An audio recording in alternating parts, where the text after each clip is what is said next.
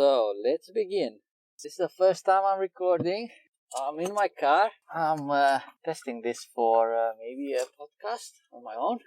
Right, today it's Thursday, 25th of November, 2021. Just finished work and I'm going home. Right, so what should I talk about? Tomorrow I've got an interview for citizenship. I'm living in the UK at the minute, and I have the language test tomorrow, where I'm supposed to talk about 3 subjects. One, I have to choose it myself, and the other 2 will be proposed by the interviewer, I think. Never been before, so tomorrow will be a surprise. I was thinking of talking about board games since I designed one a few years ago, but anyway. And I think there are a few different areas related to board games I could talk about, like how it all started, how I got into board games, how used to play board games and then make friends or playing with friends and family, and later on designing my own board game and going to conventions, trying to promote the game, and I don't know, maybe future projects, maybe publishing the game. I was so close, but the COVID pandemic started, and I thought it's not a good idea to go through with it. A lot of companies have problems delivering the games, on Kickstarter. I thought maybe it's not a moral thing to do when people are losing their job. I didn't consider it a priority for others, but as you know, it's subjective opinion, since people think differently, and some people are alright, some people are struggling, so not everybody's the same. There were a lot of games successfully founded on Kickstarter, and they delivered them. It's true, it was they were a little bit delayed because of all the lockdowns. So yeah, let's start with the beginning. How it all started? Well, I played board games since childhood, I suppose, with my parents. I mean, my parents used to play a lot of rummy. We used to play cards all the time when we were visiting grandparents or holidays or with friends. Then we grow up and played some different games, Monopoly and then Risk, Catan, and all sorts of different games. But I think we had some really fun nights with people that weren't into board games per se, but mostly card games or even casino-style poker type of games, playing for some rewards, some for money, or we had a few nights like that. I usually don't win at board games, but I think in poker, I managed to make some money out of my on my friends' expenses. Maybe I was a good bluffer, or I don't know. But yeah, in general, board games I never win. When I win, it's like it's a holiday, it's a surprise. It's unheard of. Even in my own game I designed for kids, I almost never win. Right, so it was good fun. We used to gather friends around and have a drink or a beer or barbecue sometimes. It was good fun, and the poker games used to last till the next morning, so it was quite intense. It was good fun. Nobody was upset. We never played on large amount of money.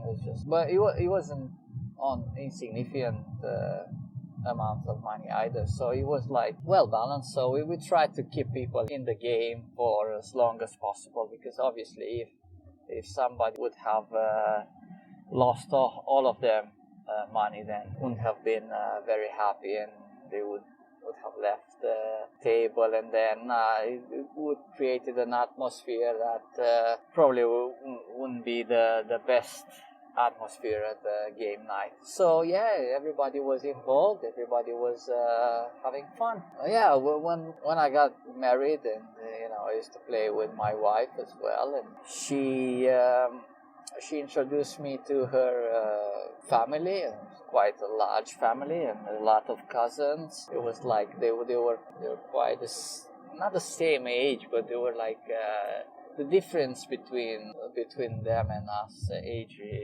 related, was quite insignificant. So it was good fun. So so my wife introduced me to new games and new people. And, larger family. So yeah, then we started playing some more mainstream European type of games, Euro games. They're called board games. It was quite good fun. And we started with Catan. I don't really like Catan. It's so boring, because if you're not starting well positioned on the map, then chances for you to win are very slim. And I don't like that. I like a game. Well, oh yeah, that's a good idea. What do I like in board games? I could say I like sandbox type of board games, meaning not literally sandbox games, but meaning that you can achieve the winning conditions through various methods. So you don't have it doesn't have to be a linear type of game where you go from A to B and this is the only way. So you just have to pick better cards or roll better die roll or stuff like that. It's just you have an option. You could employ a strategy. You have a saying in the game, so it depends. It's up to you. I mean, obviously luck is involved and other people and some random events in the game, but I like to feel that I have an input in the game. I have a contribution. I could change the outcome of the game. So even if I'm behind, I could catch up and even win the game. So that's what I'm looking in games and in board games, and what I'm trying to find and create. And I like strategy games as well, because as I said, you can influence the outcome of the game. So yeah, that's what I'm looking for in games. So there are plenty of game you can find, but Catan is not one of them, so that's why I really don't like it. I can't say it's because of the die roll or things like that. No, not at all. But it's a lot of luck and positioning at the beginning, and then you're stuck for the rest of the game. It's not for me. So yeah, so how come I wanted to create a board game on my own? I mean, I'm sure there are plenty of people in the board game community who, I think 90% of them, at least once in their life, they tried to come up with a board game, or with a board game idea or something like that, or they crafted a prototype and all that. But no, it wasn't. I don't even know why I did it.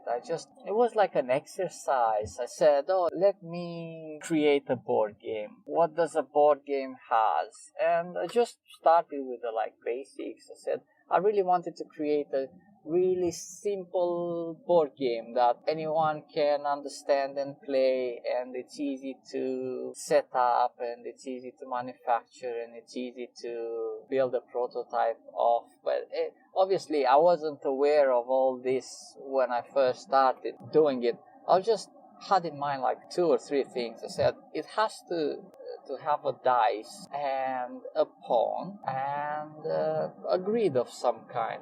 I think that was those 3 principles I wanted to have in the game. I wanted a game board. You can't have a board game without a game board. But anyway, that was my perception and my preconception. So yeah, so I started like that with roll a dice, move a pawn on a grid. That was it. Then I tried to dress it up in a theme. you need a theme for any board games. It's more fun if it's like thematic and it's about something. It's not just numbers and odds and stuff like that. So I said, what's really, so if it's a simple game, what should it be? Let's say it's for kids. What the theme should be? So I said, all right, I'll choose bees. I think bees are quite popular with kids, and you can. There weren't a lot of board games back then, like 5 or 6 years ago, bee-related board games. But in the meantime, a lot of bee-themed board games appeared. So well, that's all right. It's no problem. Yeah. So I said, right, let's do bees. So obviously you start with connecting the mechanics of the games, the game with the theme, and I did that. I said, look, what bees are doing, are collecting pollen and making honey, and obviously bees, honeys. But I wanted to steer away from little tiny bees, flowers, and stuff like that. I said, well, it's for kids, but I don't want it to be flowery and, too kiddie, because I wanted parents and adults and grandparents and everybody to not to be ashamed of playing a kids game. The perception of board games, anyway, it's the perception is that board games are for kids, or it used to be. Now it changed a bit, but there's still older generations or people not involved with board games or not into board games. They're considering this as being kids game. So I want to steer it away from this conception and free conception. I said, well, what if I'm not gonna choose flowers and funny bees, and I'm going with superhero type of bees. I mean, more a kind of more serious bee, not like kids bees.